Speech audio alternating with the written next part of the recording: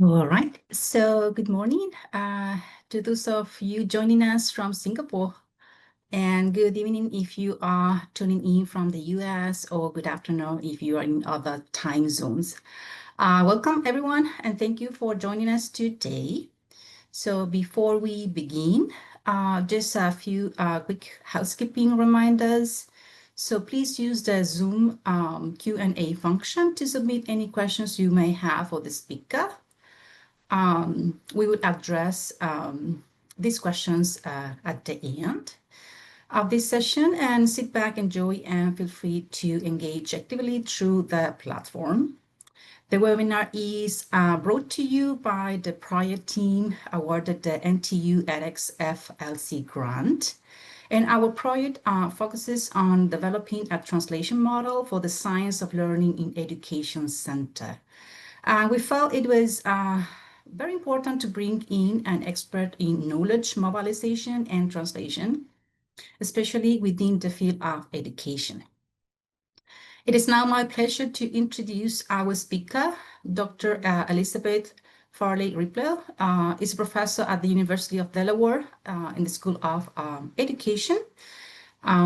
She is the co-director at the Center for Research Use in Education and director of the Partnership for Public Education. With a PhD from the University of Pennsylvania, she specializes in evidence use, knowledge mobilization, and educational leadership. Her work, supported by major foundations, appears in top journals, including Educational Researcher and Educational Policy. Without further ado, let me now pass the floor to our speaker, Elizabeth, to begin today's session. Elizabeth, over to you. Thank you so much, Astrid. I really appreciate it. And thank you for everyone for joining. I know it's morning for you, and I know this is probably not the typical time you have a speaker. So thank you for sort of rearranging your schedules to hear from me. My talk today is on knowledge mobilization and research use in the United States, strategies and challenges. And so in this talk, I wanted to share just a little bit about the work that's happening in the United States to bridge that gap between research and practice. And the framework that I wanted to use in this conversation is knowledge mobilization. I'm going to define that term in a few minutes. But before I get started, I wanted to sort of go over the plan for my talk and how I'd like to use our time together. So in the first few minutes, I'll tell you about myself, but I'd also like to hear from all of you in the chat, just to get a sense of who people are and how they fit into the education system. I'm also going to take a few minutes to get us on the same page about language. In my experience, it's very easy to talk about using research evidence, but it's often we run into difficulty understanding exactly what we mean because we're using different terms and in different ways. And so I wanted to share how I'm using the language that I'll be using today. And then the fun part is when I'll share a bit about knowledge mobilization in the US. And I'm going to do so by talking about the current context and the larger narrative around using research evidence. I'm also going to share some data and explain why I think that narrative is shifting and exactly what knowledge mobilization strategies I think are contributing to that shift. And then I'll talk pretty briefly about the future because I don't know if you've heard, but things are a little unpredictable over here in the US right now. And so, there's a lot of open questions that we're wrestling with. I'll wrap up by sharing just what I think are the two big takeaways for folks in other contexts and other countries, and then ask you to take a few minutes to reflect and hopefully share some thoughts based on what I've said. And then we'll wrap up by answering as many of the questions that you have as I possibly can. All right, so let's get started. I'll start by introducing myself a little bit more to explain where I'm coming from and what I'll be sharing today. But if you don't mind while I'm doing so, sharing in the chat sort of who's here. Just let me know sort of what organization you're from. Are you an educator? Are you a researcher? So that will help everyone in the room understand who's in the conversation today. In terms of who I am, I'm a researcher. I have not had the privilege of serving as a classroom educator or a school leader or a policymaker. I have come straight through as a researcher, and I've been working on this question of evidence use for a little over 20 years, which is a shockingly long period of time. And I've come at the evidence use question both by looking at how research is used and how data is used. So when I'm talking about evidence, I'll say evidence, and I mean both of those things. Today, my focus is going to be more on the use of research evidence in particular. And over the course of this conversation that we'll have today, I'm going to share some lessons learned and what we've found in a broader set of studies, largely that stretch from my dissertation all the way through the present day, but the largest of which is through the Center for Research Use in Education. And now this was a federally funded project, lasted about 7 years. It's the largest study of research use in US schools that's ever been done. We did a national survey of more than 4,000 educators in more than 130 schools. We did some qualitative follow-up and mixed methods work. We also did a large-scale survey of the education research community with about 400 researchers from all over the country responding. And then we also did some work looking at the intermediary sector. I'm going to talk more about that today. Looking at that pathway between research and practice. We did some backward mapping. So when educators indicated that they were using research, how did it get there? And we did some forward tracking where we asked researchers, what are you producing? And then we tried to follow it forward to see if it went to practice. And we learned a lot about the broader educational ecosystem through that work.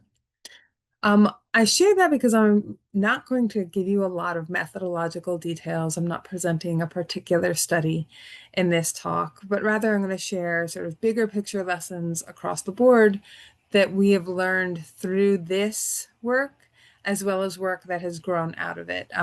We have work now with the Wallace Foundation, with the Gates Foundation, and with the National Science Foundation. And at the end of this talk, I have a slide that has some QR codes and links to some of those reports that are sort of foundational to this talk, so you can access all the details if you'd like to. Thank you for those of you who shared a little bit about yourself. It's really interesting to see folks from different parts of the education system, thinking about curriculum development, thinking about bridging research and practice, implementation. All of these are really important parts of this use of research evidence. All right, I'm going to keep going and get to this getting on the same page idea.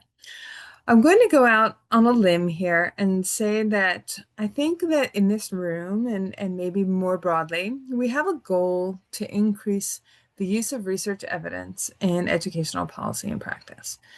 I'm going to have bolded here a couple of those terms. Research evidence. I know in my introduction here, I know this is being sponsored by a group that's very interested in the science of learning. I know that we often talk about research in terms of science. We also talk about it in terms of research synthesis. There's different conceptualizations of what research is and what research should be used. I'm not actually going to take up some of those questions in this particular talk, but I'm happy to talk more about them in the Q&A. So I'm really going to use the term research evidence broadly. I am thinking about traditional research in the sense that it's published by the academy or by independent research organizations or think tanks, things like that. I'm not talking about classroom-based research, although I do allude to it in the rest of this talk. But that's the idea that I want to focus on today. I also have bolded policy and practice because I think we collectively talk about those two in a little bit of a fuzzy way. And I just want to acknowledge that I'm going to do that today. I understand that they are very distinct in a number of ways, but they also have some similarities in terms of some of the challenges and facilitators around using research evidence. In the US education system, policy and practice is also very hard to distinguish because we have so many different levels of the education system, so that it's hard to distinguish where practice ends and policy begins, because we might have federal policy as well as school policy. But schools might be implementing policy through practice, so it becomes a little fuzzy. So I'm going to say policy and practice a lot today, and feel free to pick that apart or ask questions about that. But I just want to acknowledge that I am, using that term a little loosely. So as I mentioned, I think we have this common goal to improve the use of research evidence, and there's a lot of reasons for wanting to do that. And I want to offer this idea of knowledge mobilization as a framework for helping us think about how to achieve that goal. And I think that knowledge mobilization is a useful tool for a number of reasons. And I'm going to shift to this definition that I've created. This is not a particularly academic definition. This is a very practical definition based on what I've learned, what's happening, I think, in a number of different contexts. But I will make the argument here that knowledge mobilization is a way of thinking about strategies, structures, supports, other kinds of activities that relate holistically to that whole pathway and relationship between research and practice. So that includes the production of research, how we conduct research, why we conduct research, the topics, and so on. The mediation of research between research and practice, right? Sort of what happens in the middle there. And then use in policy and practice contexts. And so I offer knowledge mobilization as a way of thinking more holistically about the problem of improving use of research evidence, instead of what I think has been historically a pretty simplistic way of thinking, which I'll explain in a second. And by thinking about knowledge mobilization in this sort of broader way, we're forced to think more ecologically, right? We can't just be like, well, this is a problem, our educators don't use research, or this is a problem for this part of the education system, our researchers are, right? It forces you to think about, okay, well, what shapes production? What shapes mediation? What shapes use? And so you're forced to think ecologically and think more about all of the different components that contribute to this issue that we're trying to solve. So I mentioned this historical way of thinking. It was very simplistic. Research to practice. We're going to make research and then people are going to use it. And I'm guessing, based on folks' interest in this room, that everyone agrees that this is probably not the way that the real world works, and certainly not a model for developing solutions, right? Because we tend to, in this model, say, okay, well, the problem either lies with research, and then begs the question, well, is research being done well? Is it relevant? Why not? How? Or we might attribute the problem of lack of research use in practice to this slide, I'm sorry, I should say policy or practice.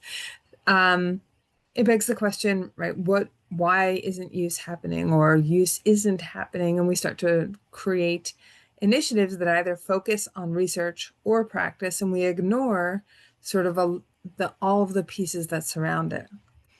And finally, this simplistic model has this unidirectional arrow. Yeah, it says research moves this way to practice.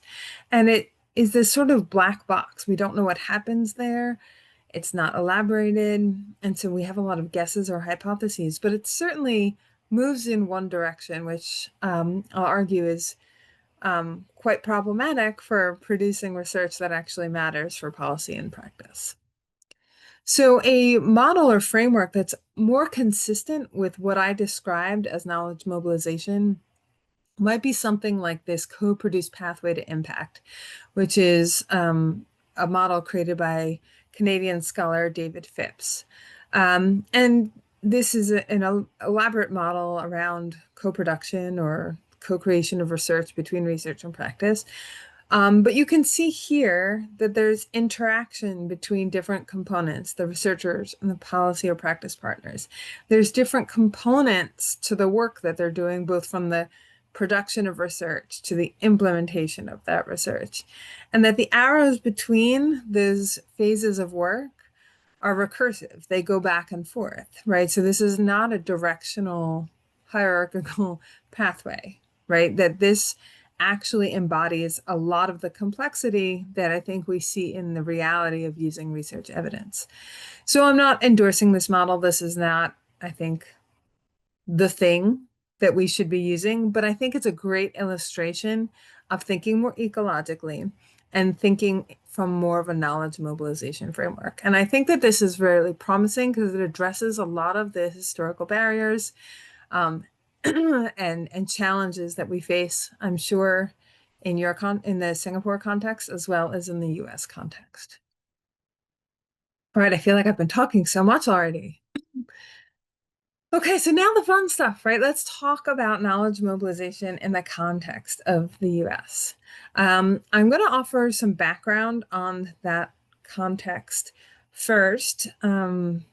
Forgive me, you may know all of this already. Maybe you don't. Maybe it's affirming something you knew, or maybe it offers whole new ideas. But I didn't want to assume anyone in the audience was unclear about some of the dimensions of the US education system and how research, policy, and practice work. So obviously, one of the key features of the US education system is its size and scope. We have 50 US states, along with our District of Columbia, which is the capital, and then we have some outlying territories. Within those states, we have about 16,000 districts that are home to almost 100,000 schools. I did not remember to write down the number of students in this system, but it is many, many millions of students. And I see that just because the scale actually is highly consequential, and I'll talk about that in the next slide. But what's really interesting about how our system is organized is that it's not a federal system. According to the US Constitution, the responsibility for education falls to the states. Now, the federal government today has a Department of Education. We'll talk more about whether that will be the case tomorrow. But today we have a Department of Education that sets some regulation and law by which states have to follow. So, for example, the Individuals with Disabilities in Education Act, right? There are rules that states have to follow to ensure the civil rights of students with disabilities are protected. We also have laws and regulations around migrant students, Native American, for the protection of Native American students, and several other programs, such as Title I, which provides funding for students experiencing poverty, the McKinney-Vento Act, which protects students experiencing homelessness and things like that. But that's the level at which our federal government operates. States are responsible for everything. In fact, only about 14% of our several trillion-dollar education budget comes from the federal government. So that goes down to schools. So if you went to a local school or district, about 14% of their education budget would be accounted for by federal government.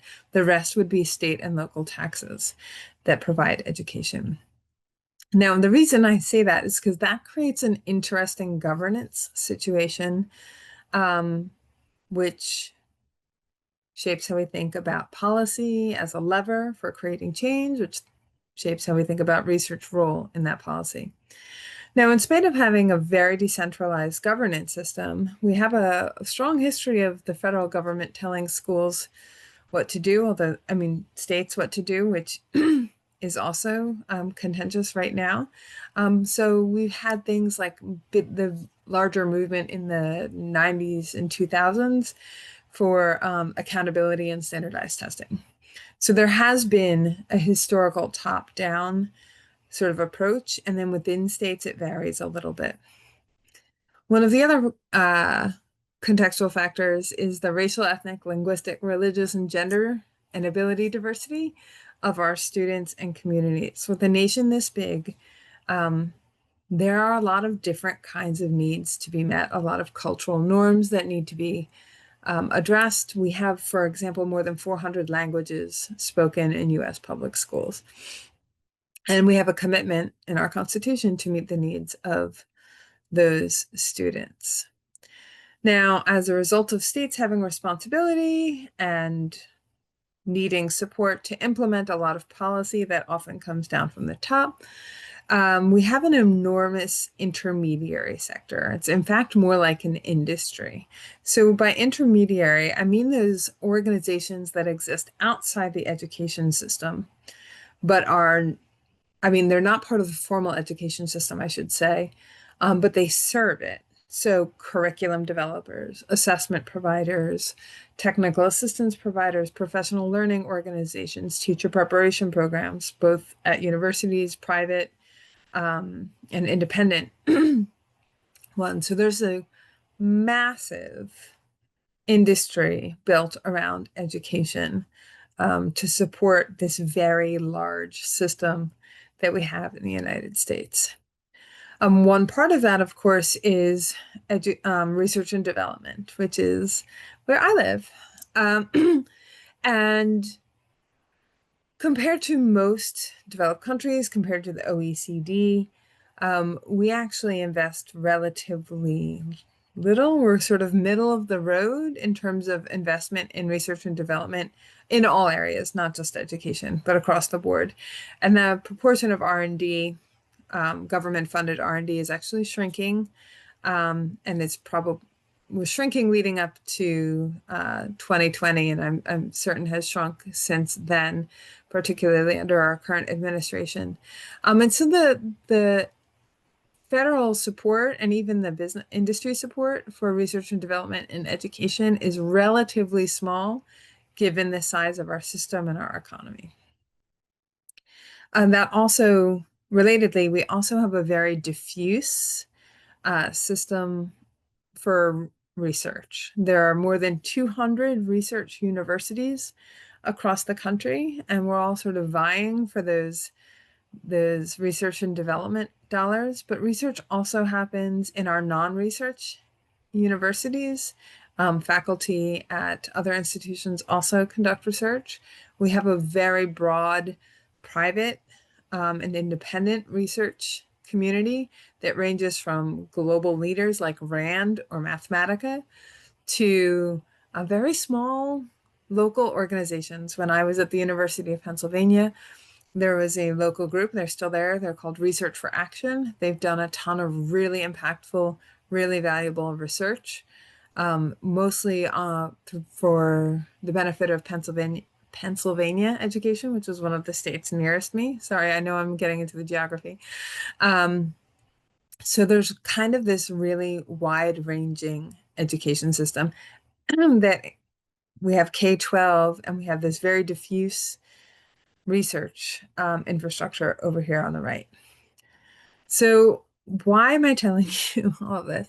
Because I think it matters for when we think about our goal of improving the use of research evidence. So because we have such a very decentralized education system, both in terms of what's happening in our K-12 system, as well as the diffuseness of our research community, we've sort of grown up separately and have a long history of these traditional norms that look like that research to practice. Like we have researchers over here, and they send their work over here to the practitioners, and those norms, I think, have been pervasive in most countries over the past few decades, and explain one of the reasons we have a gap in research and practice. Similarly, we have misaligned timelines and funding. In part, the timelines are due to the funding between research production and policy needs.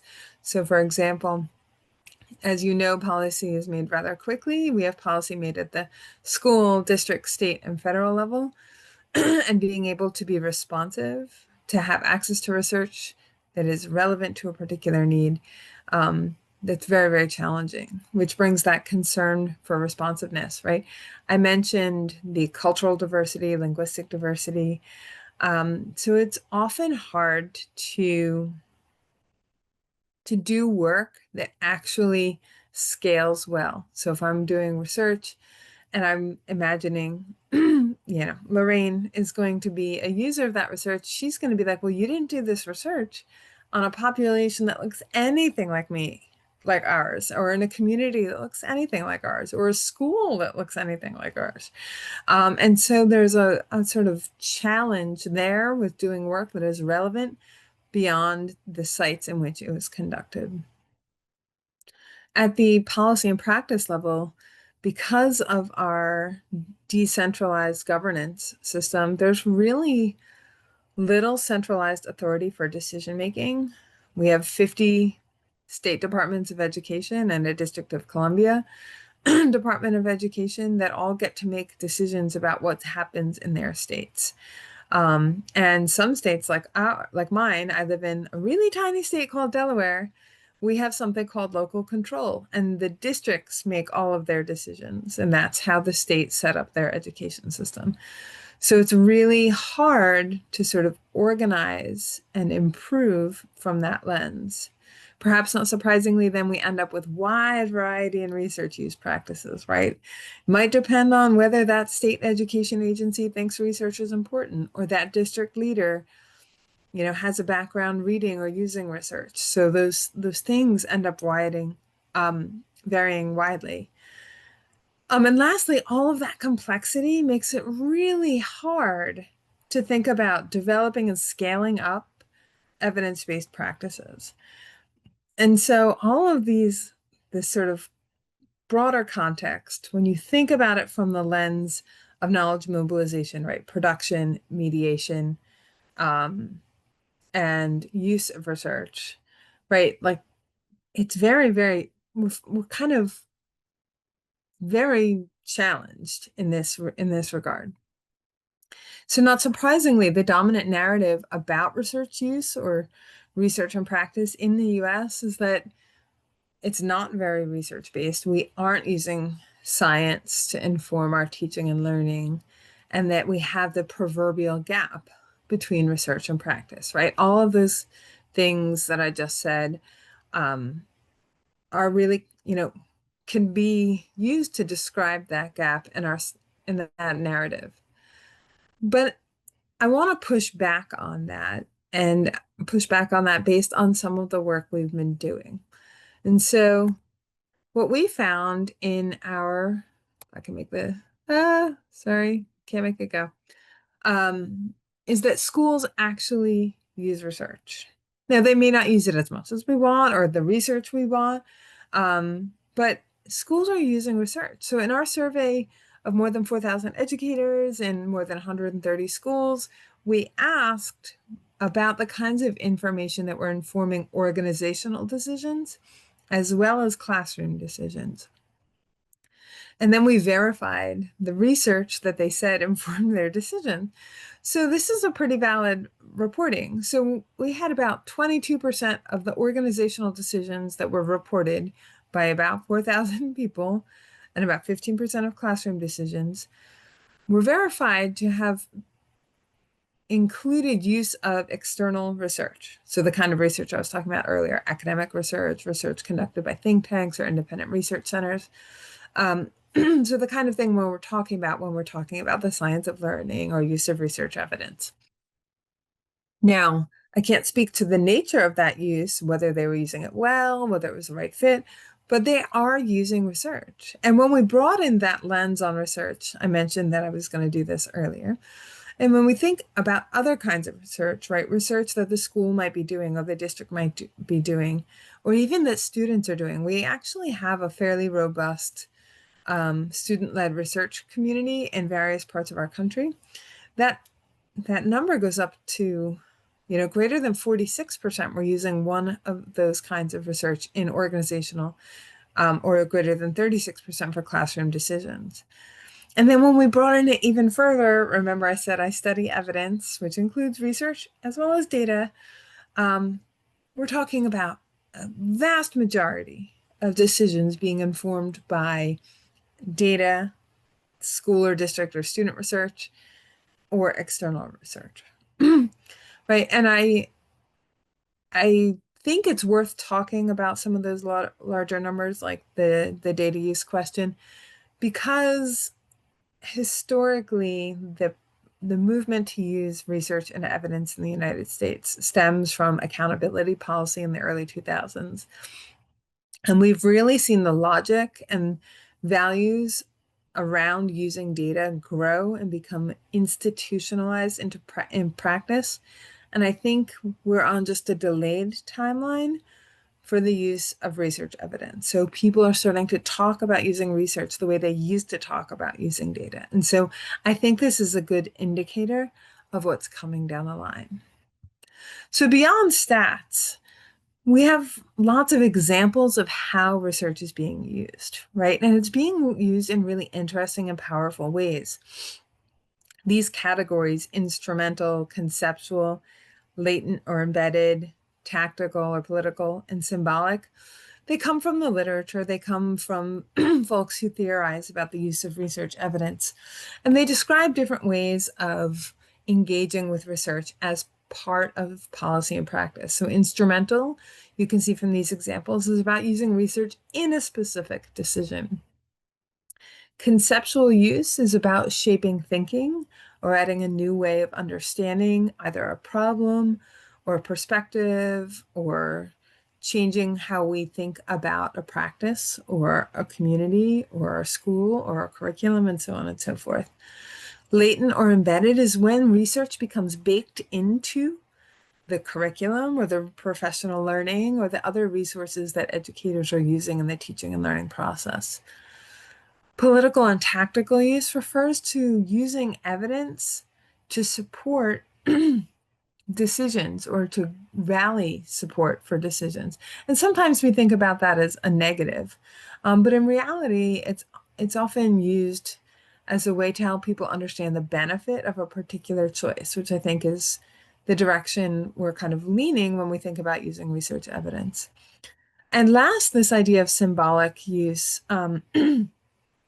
includes this notion the research says. So if you've spoken to an educator or a leader, this happened quite a bit in some of the research we did, they'll sort of generically say, well, the research says that we should be doing X, Y, and Z, or that this is important.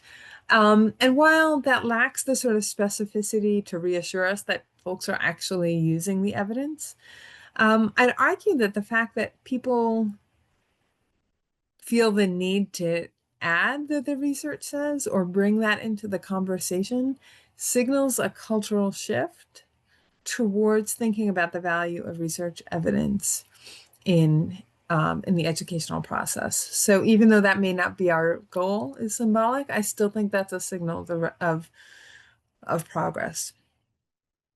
So for these reasons, I think that historical narrative, that historical gap between research and practice, the unresponsiveness of researchers, the lack of capacity of educators, that narrative is truly shifting. And I think the data I just shared is evidence of that.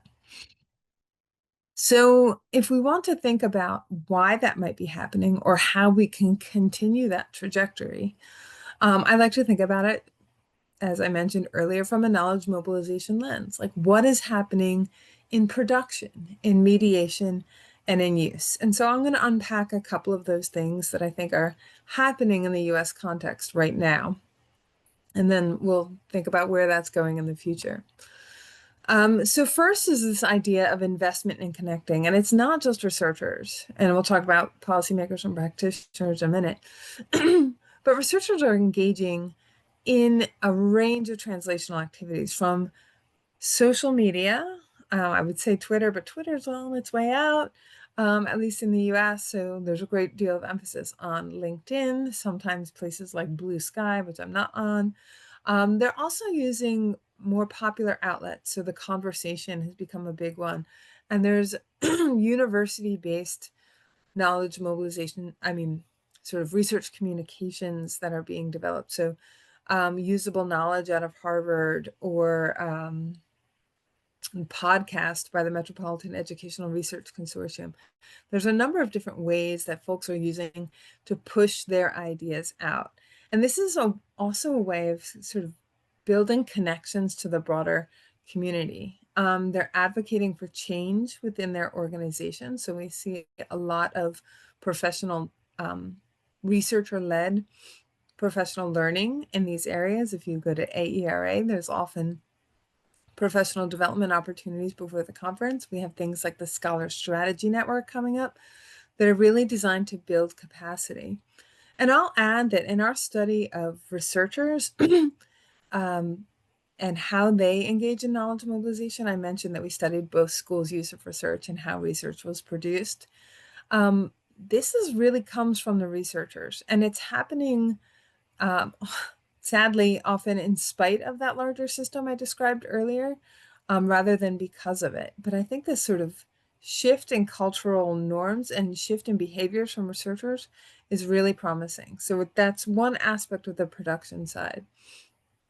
That investment in connecting is also happening from policymakers and practitioners. So we see things like the building of longitudinal data systems, again, at the state level, because we do things at the state level. So never will we be able to study across states, but we have these many states, actually 48 of the 50, I think, have state longitudinal data systems that are designed to facilitate both state research, right, governmental research, as well as academic research. There's a number of programs that embed researchers in policy and practice organizations that are, the demand comes from the practice organization. So for example, Harvard's Strategic Data Fellow Project is a good example of that. We've also seen the emergence of district and state research offices, as well as district and state research leaders. So these are offices within local education agencies that have responsibilities for doing, reading, and creating research. So this is a really promising capacity building from within the policy and practice setting. And that also often includes outreach, direct outreach to researchers. Again, building on some of our findings, while this is happening, it is not distributed across the education system evenly, right? You can imagine with such a large system, 50 state education agencies, that these practices are not bubbling up evenly everywhere. It's going to depend a lot on local context and values and resources. Another kind of knowledge mobilization strategy that I think is worth noting is this idea of collaborative approaches to research. Now, in the US, we use the language of research practice partnerships. I mentioned David Phipps' model earlier around co-production. Often we're talking about research practice partnerships. We've also seen things like improvement science and participatory action research bubble up as well. And what's really interesting and powerful about these is that they're well researched, and the effects of this kind of work can be really impactful on linking research and practice. So practitioners feel better equipped to use research and engage with researchers as a result of collaborative approaches. Researchers feel better equipped to be responsive to policymakers and practitioners and to communicate with them. So this idea of mutual benefit is really robust and evidenced in a lot of the recent studies. I'll say Caitlin Farrell's work, Bill Penuel's work are great examples of this. And so they're not just happening, but they're taking root. And I say taking root because they're becoming institutionalized. They're increasingly supported by governmental and philanthropic funding, although I'm going to cross the governmental off for right now and hope that it comes back. But there's journals bubbling up that feature this kind of work. There are formal professional networks, for example, the National Network of Research Practice Partnerships in Education. And there's increased opportunities for preparation and training. So this sort of creates a really new way of thinking about how we mobilize knowledge, right? And in this model, we're not talking about that unidirectional arrow, right? Research to practice. We're talking about those recursive arrows between, right? And how that can really bring folks together and create opportunity. But I think one of the most powerful things that's happening in the US are changes in the educational ecosystem. And recall that I said that thinking from a knowledge mobilization perspective requires thinking ecologically. It requires thinking about all of these elements because they all are factoring into how research is produced, how it is mediated, and how it is used. So for example, we have funders making demands of researchers for doing work that has a partner or is responsive to a policy or practice need. Or they may include a requirement for translational work as part of the work. Like, how are you going to get what you find into the hands of policymakers or practitioners? I've talked a little bit about professional norms when I spoke about the investing and connecting. We also have publishers, right? The move to open access, educational policies that increasingly demand that information be evidence-based. A huge movement in the United States right now is around the science of reading. My own state, Delaware, for example, has mandated that science of reading-based materials be used for professional learning for teachers, to make decisions about high quality instructional materials, and so on and so forth. Academic institutions, they're slow, but they're coming around. Preparation programs are increasingly attending to expectations for research and data use. And so you can kind of see how each of these pieces of the puzzle are contributing to some of those shifts, right? If educators are expected to use research, well, then we're going to start to see them use research. Now, I know it's not as easy as saying it shall be done, but we are starting to see some of these things plan out. I mentioned some of these as examples, right? Policy systems are shifting. We have policies. I'm sorry, I should have written the acronyms out. I apologize. That's No Child Left Behind and the Every Student Succeeds Act. Those are our accountability policies at the federal level. We also have the Education Sciences Reform Act, which established the Institute for Education Sciences and a number of pieces of guidance for what counts as research that should be used in policy and practice. We have a number of professional systems emerging. I'm sure in Singapore you've have research ed. Research ed has found its way to the US. We have a number of professional associations, for example, the Council for Exceptional Children, which supports teaching and learning for children with disabilities and learning differences, has a very strong research arm. And so we have all of these sort of emerging parts of the ecosystem actually starting to work together. And that's much more of a knowledge mobilization perspective than a research to practice perspective. And so that's what I'm excited to see, and that's why I'm optimistic. Oh, I have a couple comments that I probably already covered here. And then I'm going to move on to one of the pieces of the ecosystem that I'm really excited about thinking about and working in right now is this intermediary space. And I mentioned earlier that the intermediary space in the US is massive. It's quite an industry, but they're also critical to the use of research evidence. They're not just there to support education. They are one of the key mechanisms in the ecosystem that can support linking production to use. And this is that mediation space that I mentioned in knowledge mobilization.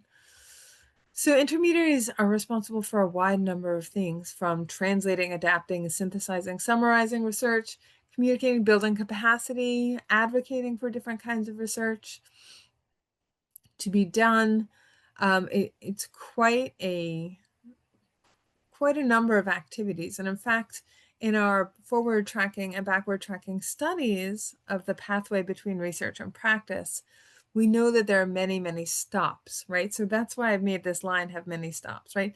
Oftentimes, research doesn't just, someone doesn't take it, translate it, and all of a sudden it's used. It goes through a number of stops. It is shared through a journal, and then it's shared at a conference, and then it's presented at a professional learning event, and then a teacher's in a classroom and a coach is helping them, right? So there's many stops on this pathway. But in our work, we asked folks where they go for research-based information or practices, and they mentioned up to 9,000, I'm not exaggerating, 9,000 different organizations, sites, or media sources that they turn to. And so one of the challenges that we continue to face here in the US is the expansiveness of our education system has lent itself to this incredibly diffuse set of intermediary organizations that it's very hard for us to leverage. They are the key, I think, to linking research and practice, but there are so many, and they do so many different things for so many, in so many different ways, that it's really, this is why I'm so excited to be working on it right now. This is the space I've been hanging out in lately. But I think that that's a critical piece to be thinking about. And this is an example. I'm sorry, I won't move past it in the interest of time, but this is an example of one of our backward tracking cases and how we looked at the individuals, which are the blue squares. And no, the blue squares are products, research products. The yellow circles are individuals, organizations, media sources, actors in this system. And the triangles represent their interactions in this pathway. So this is just one case study, one example of the complexity of that and why we need to be working in there. So looking forward, and I'm sorry that I'm running out of time here, we have a number of challenges. I'm very optimistic, right? I said we're changing this narrative. It's moving. Knowledge mobilization is giving us a framework for thinking about this and understanding it. But nonetheless, we have challenges. Presently, there's very little funding for knowledge mobilization itself. We fund research and we fund practice, but we don't fund the middle. And that's something I'm working on. As usual, as with all institutions and probably in every context, institutions are hard to change. Higher ed is hard, K-12 is hard. We're working on it. The size of the ecosystem has made coordination and reorganization particularly challenging. So I think that's why research practice partnerships have been so successful, because they are, excuse me, place-based, and so they can navigate sort of the dynamics of their context without having to think about the larger US education system. A lot of the work is happening. A lot of new knowledge has been developed about knowledge mobilization, but building capacity at the system and individual level still lags behind. And of course, the political landscape. We have seen the massive disinvestment in education, massive disinvestment in science of all kinds in the last 6 months. And we have seen pretty heavy attacks on academic institutions and research from those institutions as well. And so some of that context, some of that progress is likely to be undermined for a good period of time. And it's a pretty unstable environment. So I don't say that to be negative about the broader education system. I think we have a lot going on, a lot of great things happening, but that is a key challenge. And then I'm just also going to say, in broader considerations, I mentioned earlier, there's varied understandings of what research evidence is and what research should be used. And that's not something I think that we're going to reconcile anytime soon. We also have to wrestle with emerging technologies, particularly AI and its role in linking research and practice. Increasingly, there's a need to pay attention to critical and social justice perspectives. Evidence use research evidence or science in the US has historically been used to marginalize or cause harm. Not obviously not all the time, but it has been. And so there's mistrust of science among marginalized communities. And of course, we have to pay attention to the end of that chain, right, which is implementation. How do we not just get research to be useful and used by educators, but how do we support implementation of evidence-informed practices? Oh my gosh, that was so fast and so much. I'm sorry. I just get so excited about all of these topics and love sharing them. Where I wanted to land was with two key takeaways. Really, because I think that the US context may be interesting to you and valuable for your conversations and valuable for your future work. But if I had to tell you two things that I would think about as you leave today, and I'm going to stop talking in just a second, is that knowledge mobilization is a valuable framework, and it forces you to think ecologically, which I think is really the key to actually shifting from that simplistic historical research to practice to an actual set of solutions and strategies to improving the use of research evidence. And then the second piece is that context matters. All of the solutions and strategies and things that I think are working in the US came up or exist because of the nature of the US education system. I'm not saying research practice partnerships don't work in other contexts, but they came about to meet a particular need. And so I think thinking deeply about what challenges from a knowledge mobilization perspective are relevant in your context is a really important starting point for thinking about those strategies moving forward. I was going to have you reflect on these questions. I'm going to leave them up, but I'm going to just turn to Q&A for now. If folks want to share any responses to any of these questions in the chat, I love that because that makes me feel like I've got you thinking. But I'm also happy to now answer some Q&A, and I'm so sorry for leaving so little time. That's terrible. Sorry. Thank you so much, Liz, for this sharing. It really made me think of how, the size and the structure of countries can somehow determine knowledge mobilization so deeply. So we hope you have enjoyed the presentation by Liz. And before we proceed to the Q&A segment, we would really appreciate it if you could help us filling up the feedback form. So the link will be shared in the chat box. So thank you.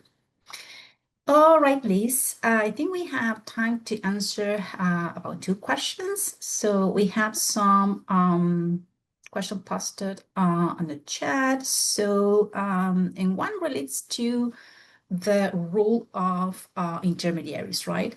So what kind of competencies, skills you think this person who play, these people who play, an intermediary role should have? Well, I think that's great. That's a wonderful question. I think that the most important, oh gosh, that's a good one, competency is the ability to listen and foster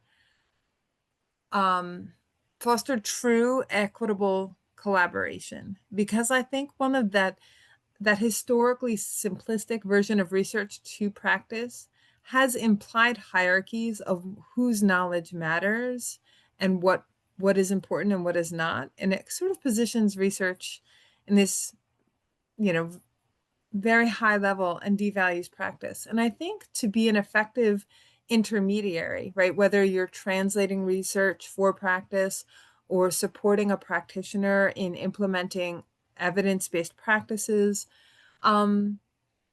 is to really think about, be open to different kinds of the practice-based knowledge and the research-based knowledge and thinking about them really together. Oh, there's so many competencies. There's so many I want to think about, like a critical analysis of educational research. Like, is this useful in this context for these people? That's another set of questions that I think I would really want someone to have skills in thinking deeply about and supporting folks in engaging with the research. Oh, that's a terrible list. I would like to make a list of 25 things. Yeah, But those that's are some important ones. yeah, I agree. And actually, we do have a question that kind of follow up that quite nicely. So, as educators, right, they normally use materials provided by the Ministry of Education. This is a question from a practitioner, I think. Do you think that's fine, assuming that those materials are research-based, or should, educators kind of question somehow the kind of knowledge that has been mobilized towards those materials? Um, I think that the second one is best. And I'm not saying that because I think that the curriculum materials are wrong in any way, but I think it is like the use of research or engagement with research-based ideas is professionalizing for the educator, right? And I think that educators are the truest professionals, right? They have a craft that so few of us could be very good at doing. Um, and and I think that it's important that they understand not just what they're doing, but why they're doing it, and so that they can improve it and refine it, and also contribute their knowledge back up to curriculum designers, to researchers, and things like that. And so, um, at the very least, it's of course important to be implementing practices that are evidence-based or curriculum that's evidence-based. But I think for the teaching profession, it's important to engage with those ideas, challenge them, wrestle with them, learn, and that's how we sort of improve as individuals, as professionals, and then also as schools. Wonderful. Thanks for your answer. So I think we have time for one more question, and I think I'll take that one, if you don't mind. So, in your experience, right, how long does knowledge mobilization take from inception to delivery or impact in education? Oh, I have no idea. So I think that the it feels like a legend at this point. Some study was done in health sciences and it was like Yeah, 17 years, right? So that's that correct. magic number. Um I don't think it's that long. But I think it also depends when you're measuring, right? Because I think that work done, for example, in a research practice partnership, and I don't believe all research should be done in a research practice partnership, but for example, we can collaboratively work on a project, do some really impactful like research. We can publish findings, but you could be using it in your school or district a month later, right? So I think it depends a little bit on the scale of the project, but I do think in some of the cases that we studied, forward tracking and backward tracking, we are talking at least a few years, at least a few years, which All is right, a little thank bit you. sad. And I think we can I think we can work on that. We can try to accelerate it, right? Right. Okay, thank you, Liz, for these insightful responses during the Q&A segment. So we truly appreciate your time and expertise. Before we closed the session, we would like to ask all participants to take a moment to fill out the feedback form. Your input is really valuable to us.